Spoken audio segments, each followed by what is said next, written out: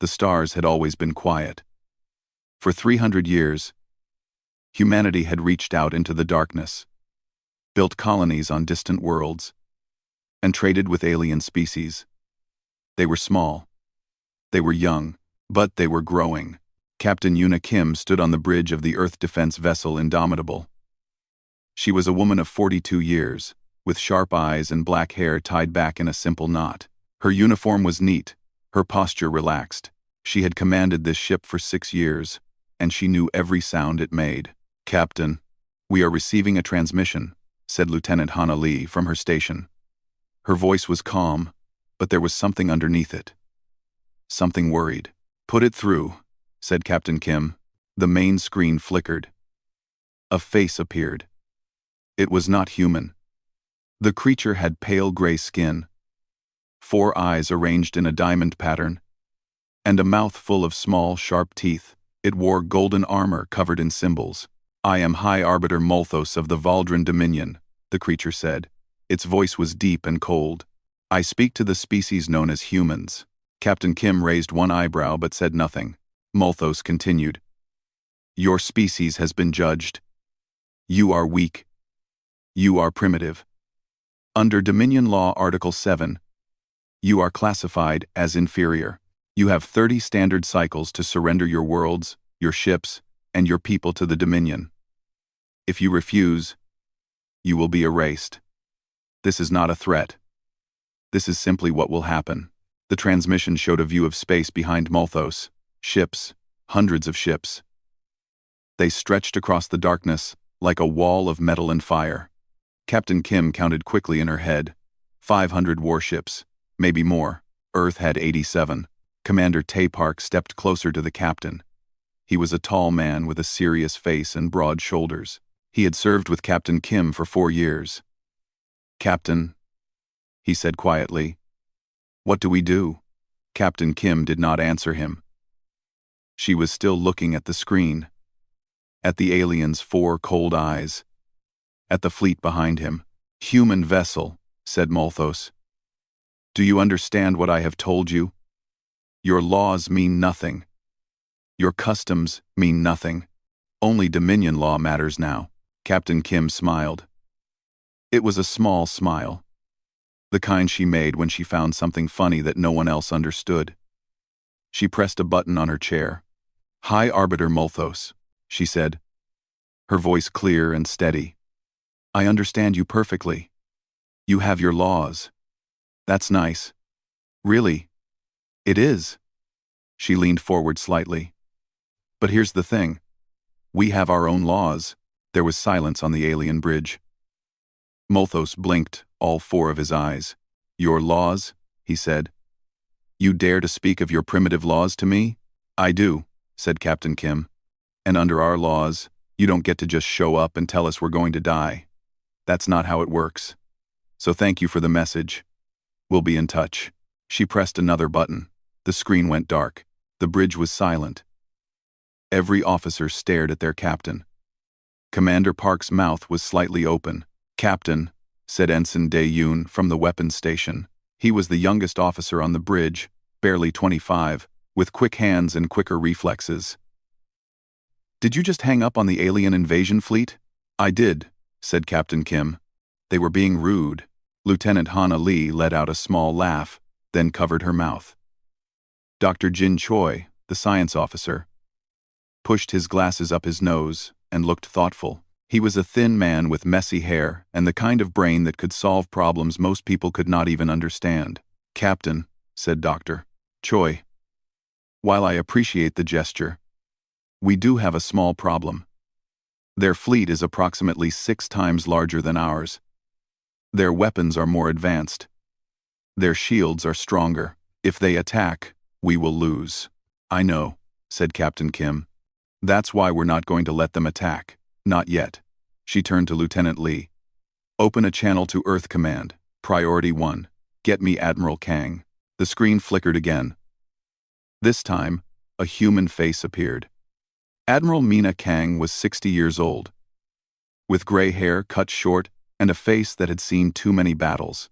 She was the commander of all Earth's defense forces, and she looked tired. Captain Kim, said Admiral Kang. I just received the Valdrin transmission. The Council is in emergency session. People are panicking. Please tell me you have good news. Not exactly, Admiral, said Captain Kim. But I have an idea. An idea, repeated Admiral Kang. Her voice was flat. Captain, we have 87 ships against 500. We have 3 colonies with 12 million people. The Valdrin have conquered 200 star systems. What kind of idea could possibly help us? Captain Kim glanced at Dr. Choi. The science officer nodded and stepped forward. Admiral, said Dr. Choi, I have been studying the Valdrin Dominion for several years. They are powerful. Yes. But they are also old. They have traditions, rules. And 4,000 years ago, they signed something called the Galactic Compact. I've heard of it, said Admiral Kang. An ancient treaty between the major powers. Yes, said Dr. Choi. And Article 19 of that treaty says that any species facing conquest may invoke a trial of sovereignty. 3 challenges: combat, intellect, will. If the defending species wins all 3 challenges, they cannot be conquered. The attackers must leave. Admiral Kang was quiet for a moment. And if they lose? Then the conquest proceeds as planned, said Dr. Choi. So we would be betting everything on 3 tests, said the Admiral. If we lose even one, humanity dies. Yes, said Captain Kim. But if we don't try, humanity dies anyway. At least this way, we have a chance. And more importantly, we make them fight us on our terms, not theirs. Admiral Kang rubbed her forehead. She looked at the faces on the screen. These were her best officers, her brightest minds, and they were asking her to gamble the future of the human race on an ancient alien law. Do it, she said finally. Invoke the trial. And Captain Kim, don't lose. The screen went dark. Captain Kim turned to her crew. They were scared. She could see it in their eyes. But they were also ready. That was what she loved about humans. They were always ready to fight, even when they knew they might not win. You heard the Admiral, she said. We have work to do. Lieutenant Lee, prepare an official invocation under the Galactic Compact. Commander Park, I want battle drills every 4 hours. Ensign Yoon, check every weapon we have. Dr. Choi, find out everything you can about these 3 challenges. She looked out at the stars through the main window. Somewhere out there, 500 ships were waiting to destroy everything she loved. They think we're weak, said Captain Kim, almost to herself. They think we'll break. They don't know us at all. Commander Park stood beside her. Do you really think we can win, Captain? She smiled that small smile again. I think we're about to find out. The message went out across the stars. Every ship in the Valdrin fleet received it. Every listening station in the galaxy heard it. Lieutenant Hana Lee had written it carefully, using the ancient formal language of the Galactic Compact. On behalf of the species known as humanity, we invoke the trial of sovereignty under Article 19 of the Galactic Compact. We will face your challenges. We will prove our worth, and we will remain free. For 6 hours, there was no response. Captain Yuna Kim waited on the bridge of the Indomitable. She did not pace. She did not worry aloud. She simply waited, drinking tea from a metal cup and watching the stars. Maybe they will refuse, said Commander Tae Park. Maybe they will just attack anyway. They can't, said Dr. Jin Choi. He was working at his station, reading through thousands of pages of old alien documents. The Galactic Compact is older than the Valdrin Dominion itself. If they refuse a legal invocation, every conquest they have made in 4,000 years becomes invalid. Their empire would collapse. So, they have to accept, said Lieutenant Lee. They have to accept, agreed Dr. Choi. At hour 7, the response came. High Arbiter Molthos appeared on the screen. He looked angry. His gray skin had turned a darker shade, and his 4 eyes were narrow. Humans, he said. You have invoked ancient laws, laws that have not been used in 1,000 years. You think you are clever. Captain Kim sipped her tea. I think we know how to read. Molthos made a sound that might have been a growl. Very well. The Valdran Dominion accepts your invocation. The trial of sovereignty will proceed. You will face 3 challenges. Combat, intellect, will. If you lose even one, your species will be erased. The trials will begin in 7 cycles at the neutral zone station. Do not be late. 18. The screen went dark. Ensign Dae-yoon let out a long breath. 7 days. We have 7 days to prepare for 3 impossible challenges. Then we better get started, said Captain Kim. She stood up and set down her tea. Dr. Choi, what do we know about these challenges? The science officer pulled up information on the main screen. The trial of combat is single combat between champions. No weapons. Only natural abilities. The Valdran will choose their strongest warrior. They're bigger than us, said Commander Park. Stronger, faster, but not smarter, said Captain Kim. And not tougher. Humans can run for hours. We can adapt. We can learn. Ensign Yoon, you have combat training, yes? The young officer nodded. Mixed martial arts since I was 6 years old, Captain. Boxing. Wrestling. I can fight. Good. You're our champion. Start training. Study everything we know about Valdran biology. Find their weaknesses. Ensign Yoon's face was serious, but he did not look afraid. Yes, Captain. The trial of intellect, continued Dr. Choi, is a test of problem-solving. The compact records show it is usually a mathematical or scientific puzzle. Something difficult. Something that has never been solved. That one's yours, Doctor, said Captain Kim. You have the best mind I know. Dr. Choi pushed up his glasses. I will do my best, Captain. But I should mention that Valdran computers are more powerful than ours. If the test is pure calculation, they will have an advantage. Then don't calculate, said Captain Kim. Think. That's what humans do best. We don't just solve problems, we change them. Dr. Choi smiled slightly. I understand. And the trial of will? Asked Lieutenant Lee. There was a pause. Dr. Choi's face became troubled. The trial of will is different, he said. The records are not clear. But it involves something called the void. An artificial dimension. It attacks the mind. It shows you your fears, your failures, your darkest thoughts. It tries to break you. Has anyone ever survived it? Asked Commander Park. A few, said Dr. Choi. But most who enter come out damaged. Some do not come out at all. The longest anyone has survived inside the void is 24 hours. The bridge was quiet. Everyone was thinking the same thing. Who would face that challenge? Who could? I'll do it, said Captain Kim.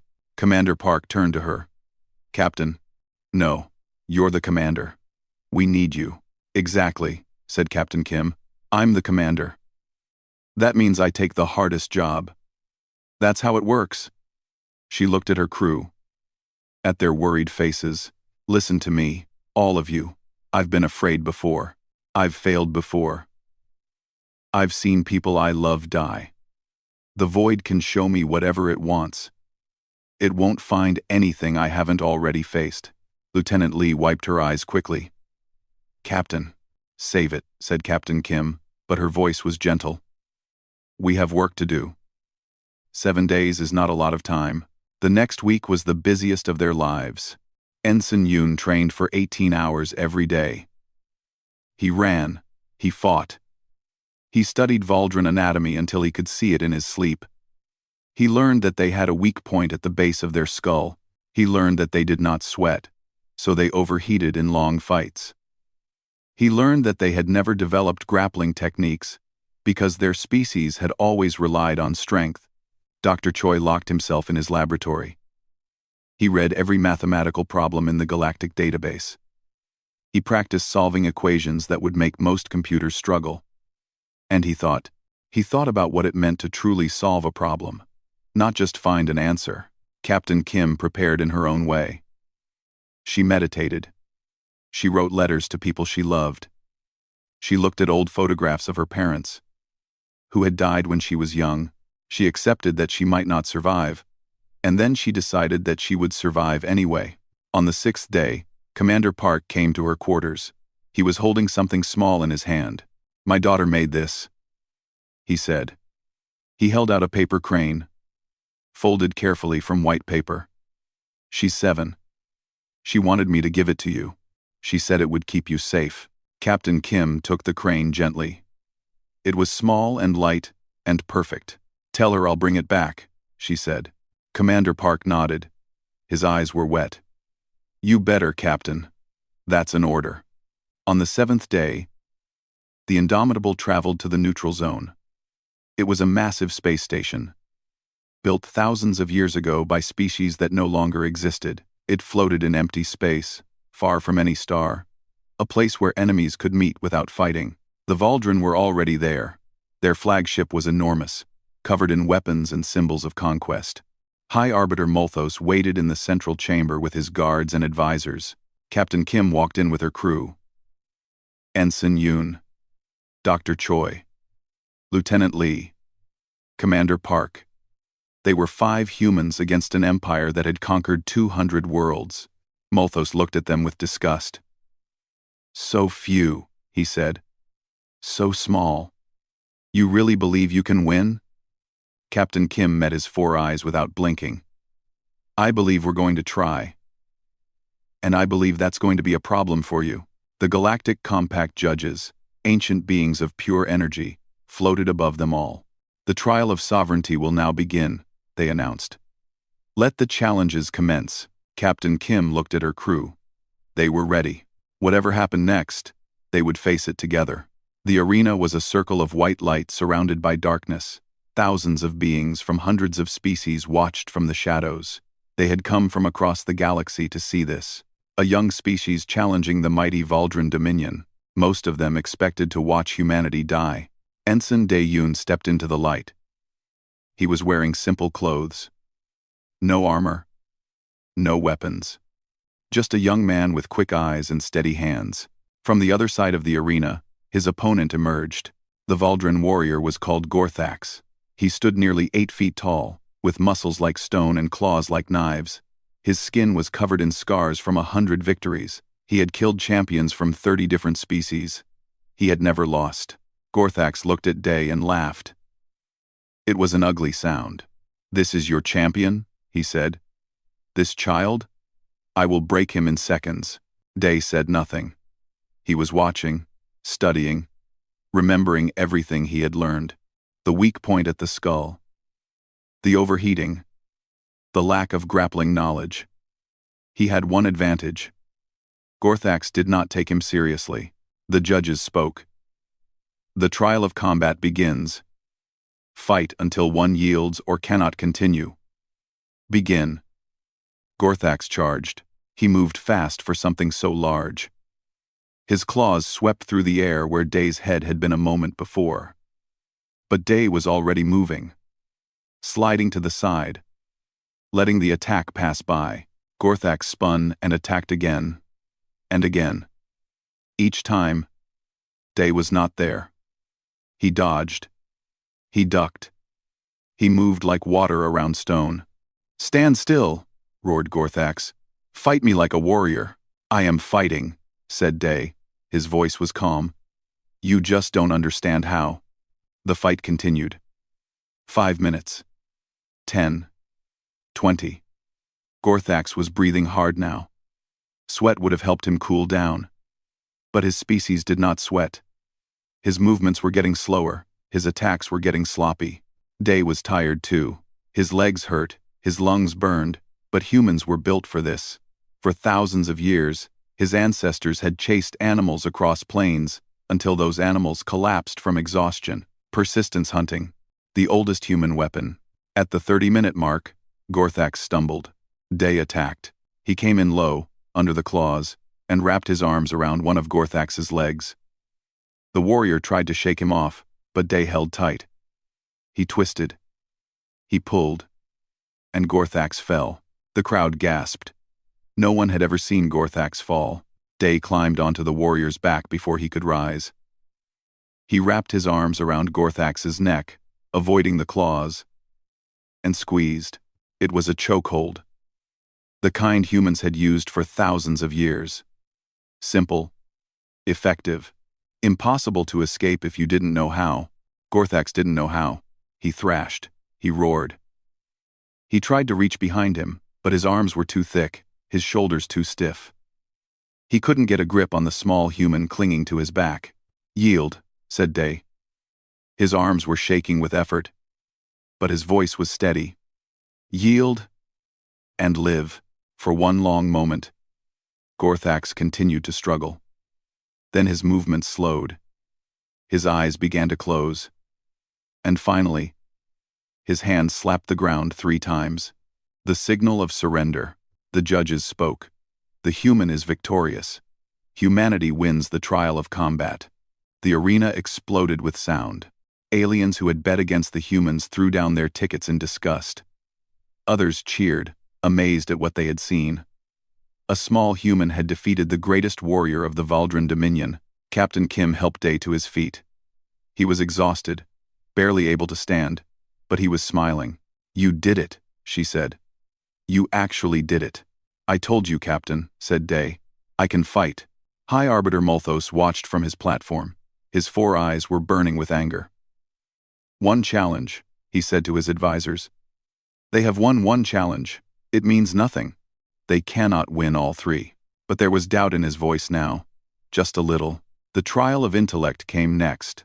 Dr. Jin Choi stood in a room filled with floating screens and strange machines. Across from him stood a Valdran scientist with a computer implanted directly into its brain. The alien could calculate millions of equations per second. It had won 73 intellectual challenges. It had never been beaten. The judges presented the problem. It appeared on every screen at once. "The theorem of infinite regression," announced the judges. "First proposed 8,000 years ago. Never solved. Both participants will attempt to solve it. The first complete solution wins." Dr. Choi looked at the equation. It was complex, beautiful, and wrong. He didn't know how he knew, but he knew. The equation itself was flawed. It wasn't meant to be solved because it was asking the wrong question. For 8,000 years, the greatest minds in the galaxy had tried to answer a question that had no answer. The Valdran scientist began immediately. Its computer brain hummed with power. Numbers and symbols flowed across its screens. It was working faster than any human could match. Dr. Choi sat down and thought. 1 hour passed. The Valdran scientist was making progress. It had reduced the equation to its simplest form. It was finding patterns that others had missed. Dr. Choi was still thinking. 2 hours passed. The Valdran scientist announced that it had solved the theorem. The screens filled with its answer, a complex proof that stretched across dozens of pages. The alien looked smug. The judges examined the answer. "The solution is mathematically correct. The Valdran representative has provided a valid answer." Molthos smiled. "It is over. The human has lost." "Wait," said Dr. Choi. He stood up slowly. "I haven't given my answer yet." "You cannot possibly match that solution," said the Valdran scientist. "My calculation speed is—" "I'm not matching it," said Dr. Choi. "I'm replacing it." He walked to the main screen and began to write. Not numbers, not calculations, just a simple statement. "The theorem of infinite regression contains a fundamental error in its 3rd axiom," he said as he wrote. "It assumes that infinite recursion creates infinite complexity. But it doesn't. Infinite recursion creates a loop. And loops can be simplified." He drew a new equation. It was short, simple, beautiful. "This is the correct theorem," he said. "The original question was wrong. So, I fixed it." The room was silent. The Valdran scientist stared at the equation with confusion. The judges examined it for a long moment. Then they spoke. "The human representative has not merely solved the theorem. He has transcended it." He has corrected an error that has existed for 8,000 years. By the rules of the trial, the superior achievement wins. Humanity wins the trial of intellect. Dr. Choi bowed slightly. Thank you. Captain Kim laughed out loud. She couldn't help it. They had won 2 challenges. 2 impossible challenges. One more, and humanity would be free. But Molthos was not laughing. His face was dark with rage. One trial remains, he said. The trial of will. The void. He looked directly at Captain Kim. You will enter, human captain, and you will break. Everyone breaks in the void. Everyone. Captain Kim met his gaze without fear. We'll see, she said. But as she walked away, her hand found the paper crane in her pocket. She held it tight. She was going to need it. The entrance to the void was a door made of nothing. It was black. Perfectly black. A darkness so complete that light seemed to bend away from it. Captain Yuna Kim stood before it and felt cold air coming from somewhere that was not a place. You do not have to do this, said Commander Tae Park. He was standing beside her, his face tight with worry. We can find another way. There is no other way, said Captain Kim. This is the last trial. I pass, or humanity dies. She looked at her crew. At the faces she had come to know so well. Ensign Yoon, still tired from his fight but standing straight. Dr. Choi, holding a notebook full of calculations that would not help here. Lieutenant Lee, trying not to cry. I'm not saying goodbye, said Captain Kim, because I'm coming back. But if something goes wrong, I want you to know that serving with you has been the honor of my life. She turned to the door. The trial of will begins, announced the judges. The human representative will enter the void. She must survive for 24 standard hours without yielding. If she speaks the words of surrender, or if her mind breaks beyond repair, she loses. Begin. Captain Kim stepped through the door. The darkness swallowed her. At first, there was nothing. No sound. No light. No feeling of ground beneath her feet. She floated in emptiness, alone with her thoughts. Then the voices started.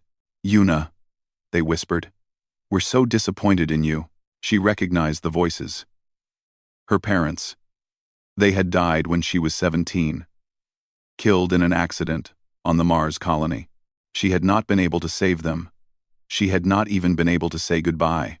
You let us die, said her mother's voice. You were supposed to protect us. That's not true, said Captain Kim. Her voice was steady, but her heart was pounding. It was an accident. There was nothing I could have done. There's always something, said her father's voice. You just weren't good enough. The darkness shifted. She was no longer floating. She was standing on the bridge of a ship. Her first command. The UES Courage. She was 28 years old again, and alarms were screaming all around her. She remembered this day. A navigation error. An asteroid field. 6 of her crew had died because she had made a mistake. Captain, what do we do? Asked a young officer. He was looking at her with trust in his eyes. Trust she was about to betray. I don't know, she heard herself say. I don't know. The ship shook. Metal screamed. And then, there was fire, and screaming, and blood. Your fault, said the void. All your fault. You're not a leader. You're just a person who pretends to be one. And people die because of your pretending. Captain Kim closed her eyes. She could feel the memories pressing against her, trying to crush her. The guilt, the shame, the endless weight of responsibility. Yes, she said. People died under my command. I made mistakes. I will make more mistakes. That's what it means to be human. She opened her eyes. But I didn't run. I didn't hide. I kept going. I got better. And every person I couldn't save made me fight harder to save the next one. Your guilt doesn't break me. It reminds me why I fight. The void was silent for a moment.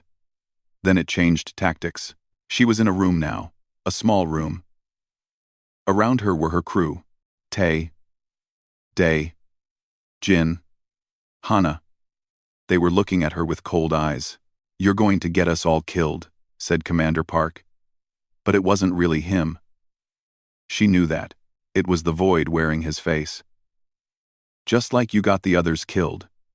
We followed you because we had no choice. Not because we believed in you. We hate you," said Ensign Yoon. "We've always hated you. You're nothing," said Dr. Choi. "Just a small woman in a small ship, pretending she can save the world." Captain Kim felt the words cut into her. She wanted to believe they weren't true. But part of her, the scared part, the lonely part, wondered if maybe they were right. "Stop," she said, her voice cracked. "Just stop. Surrender," said the void. All the fake voices spoke together now. "Give up. Say the words. The pain will end. You don't have to carry this weight anymore." She fell to her knees. The darkness pressed against her from all sides. Her hands were shaking. Her eyes were burning with tears. How long had it been? Hours? Days? She couldn't tell. Time didn't work here. There was only pain and memory, and the endless voice telling her she wasn't enough. Her hand brushed something in her pocket. The paper crane. She pulled it out and looked at it. It was just paper. Just a simple fold of white paper made by a 7-year-old girl she had never met. It meant nothing. It meant everything. "Tell her I'll bring it back," she had said to Commander Park. She thought about that girl. She thought about all the children on Earth. All the people who were counting on her, who didn't even know this trial was happening. She thought about Dr. Choi's smile when he solved the impossible equation. She thought about Ensign Yoon standing up after the fight, barely able to walk but still standing. She thought about what it meant to be human, not strong, not perfect, not unbreakable. Just stubborn. Just determined. Just too stupid to quit, even when everything said they should. Captain Kim stood up. "You want to know what humans are?" she said. Her voice was stronger now. "We're the species that looked up at a universe that didn't care about us, and decided to care anyway. We're the species that buried our dead and planted gardens on their graves. We're the species that painted on cave walls, because even when we were starving and freezing, we needed to create something beautiful." She held up the paper crane. "A child made this. A child who has never met me, who doesn't know anything about this trial. Folded a piece of paper into a bird because she wanted to give me hope. That's humanity. That's what you're trying to break. And you can't. You never could." The void roared. The darkness twisted and screamed. Images flashed around her. Every fear, every failure, every moment of weakness she had ever felt. She stood in the middle of it all and laughed. "I'm already broken," she said. "I've been broken my whole life. I carry my cracks with me everywhere I go, and that's what makes me strong. Because I know how to be broken and still keep moving. I know how to hurt and still hope. You can't scare me with pain. Pain is an old friend." The hours passed. One by one, the void threw everything it had at her. Her parents' deaths again and again. Her failures on endless repeat. Loneliness so deep it felt like drowning. She endured it all. At hour 72, the door opened. Light flooded in. Real light. Warm light. She stumbled toward it and fell through, landing on a hard floor.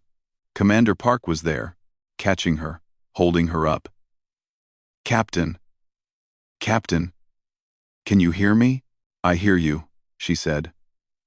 Her voice was rough. Her body felt like it had been beaten. But she was smiling. "How long was I in there?" 72 hours, said Dr. Choi.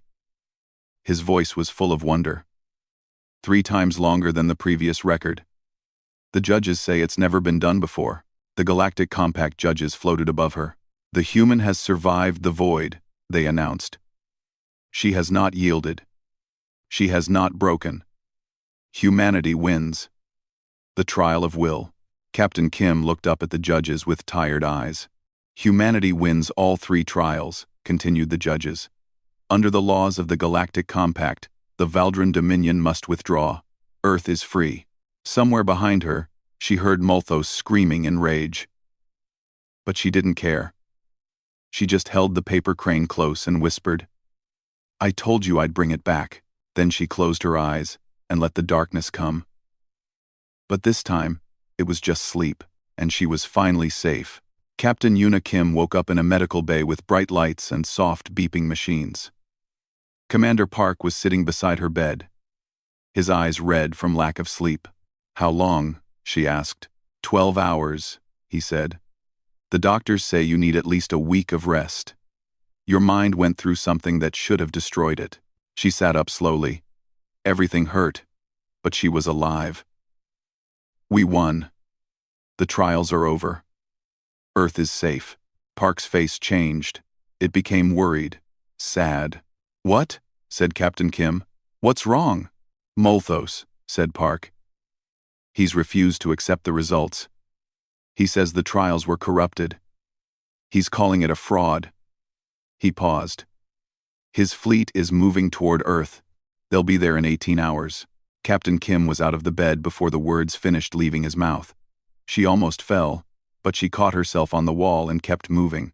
"Get me to the bridge," she said. "Now." The Indomitable was already racing toward Earth at maximum speed. When Captain Kim walked onto the bridge, her crew turned to look at her with relief and fear in their eyes. "Captain," said Lieutenant Lee, "you should be resting." "I'll rest when we're not at war," said Captain Kim. She took her seat in the command chair. It felt familiar. "Right. Status report, Doctor." Choi pulled up the display. "The Valdran fleet is 18 hours from Earth. 500 ships. Earth's defense fleet has gathered near Jupiter. 87 ships. Admiral Kang is waiting for orders."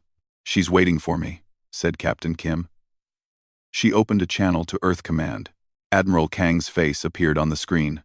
The old woman looked tired, but there was fire in her eyes. "Captain Kim, good to see you're alive. The galaxy is watching what Molthos is doing. He's breaking the compact openly, but no one is willing to help us." "Not yet," said Captain Kim. "We need to give them a reason to." "What do you mean?" Captain Kim leaned forward. "We can't beat 500 ships in a straight fight.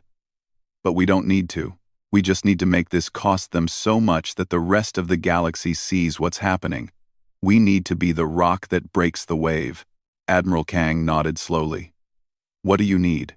"Everything," said Captain Kim. "Every ship, every weapon, every trick we have. We're not trying to win.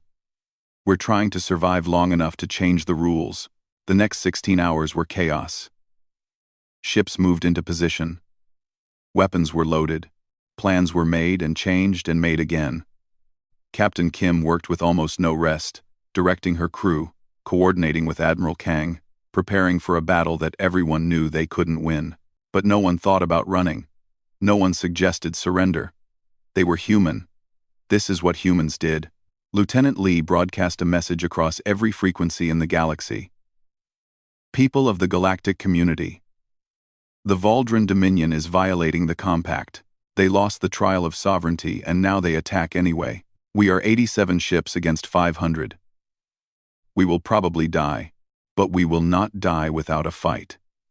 If there is anyone out there who believes in law, who believes in justice, who is tired of watching the Valdran conquer without consequence, now is the time to act." No one responded. The galaxy was silent. "It was worth trying," said Ensign Yoon. Captain Kim nodded. The Valdran fleet arrived. They came out of faster-than-light travel like a wall of death. 500 ships in perfect formation, their weapons glowing with terrible energy. At the front flew the flagship, with High Arbiter Molthos standing on its bridge. "Humans," he broadcast. "You had your chance. You played your games with laws and trials. But in the end, only power matters. And we have the power." Captain Kim opened a channel. Every ship in her fleet could hear her. "All ships, this is Captain Kim. You know what we're facing. You know the odds. But I want you to remember something. We're not here because we have to be. We're here because we choose to be. Because some things are worth fighting for. Even when you can't win. Earth is our home. Humanity is our family. And today, we show the galaxy what that means. She took a breath. All ships, engage. The battle began. Human ships were smaller, weaker, slower. But they were clever. They used the asteroid fields around Jupiter as cover. They launched drones to confuse sensors. They flew in patterns that made no sense until suddenly they made perfect sense. As 3 human ships would focus fire on one enemy and destroy it before it could react, Ensign Yoon commanded a wing of fighters. They flew close to Valdrin ships, too close for the big guns to target, and planted explosives on their hulls. Risky. Crazy. Human. Commander Park led the defensive line, organizing retreats and advances, keeping the fleet alive second by second. Dr. Choi ran calculations from his station, finding weaknesses in enemy formations, predicting their moves before they made them. Lieutenant Lee broadcast everything. Every moment of the battle went out across the galaxy. Every ship that fell, human or Valdrin. Every act of courage. Every sacrifice. The Valdrin lost 50 ships in the first hour, then 80, then 100. But Earth's fleet was falling too. 70 ships left, 60, 50. Captain Kim watched the numbers fall and felt her heart break a little more with each one. Every ship was people she knew. Friends.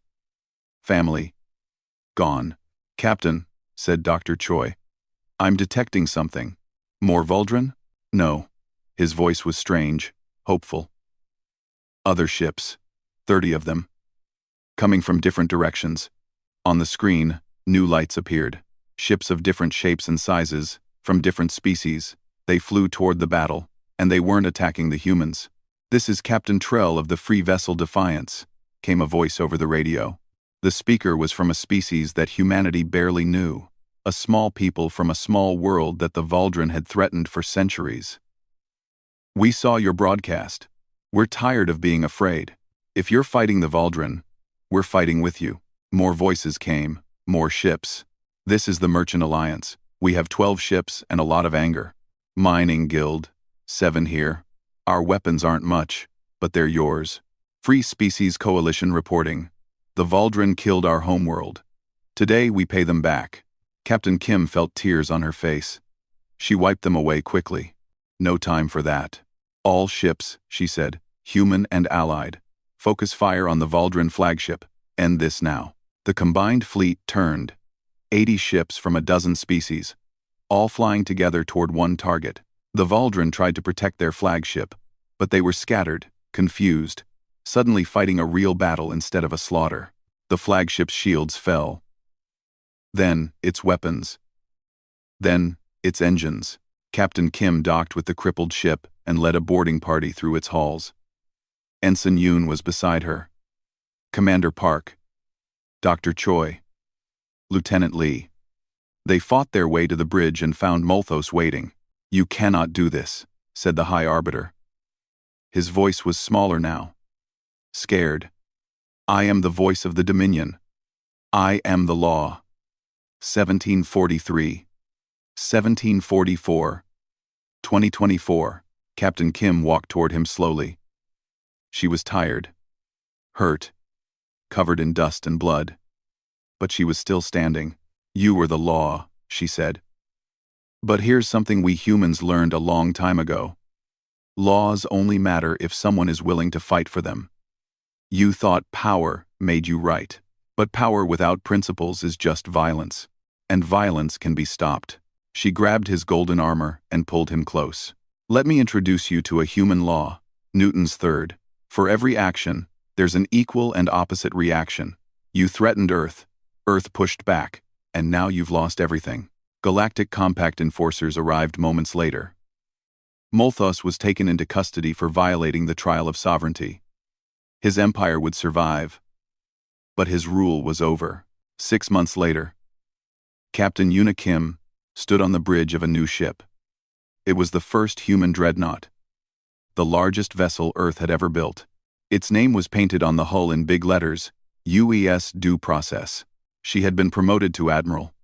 The war was over. The galaxy had changed.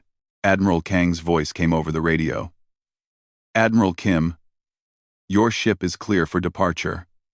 The galactic community is waiting to meet their new representatives. Understood, Command, said Captain Kim. She smiled and looked out at the stars. Commander Park stood beside her. As always. What do you think is out there, Admiral? Everything, she said. New worlds. New species. New challenges. Probably new enemies, too. Sounds dangerous. Sounds like fun. She took her seat in the command chair and looked at her crew. Ensign Yoon at weapons. Dr. Choi at science. Lieutenant Lee at communications. The same people who had fought beside her from the beginning. On her desk was a small paper crane. A little worn now. A little bent. But still there. Still perfect. All right, Universe, said Admiral Yoon Kim. Let's see what you've got. The UES due process jumped to faster than light speed and vanished among the stars. Humanity had arrived, and they were just getting started.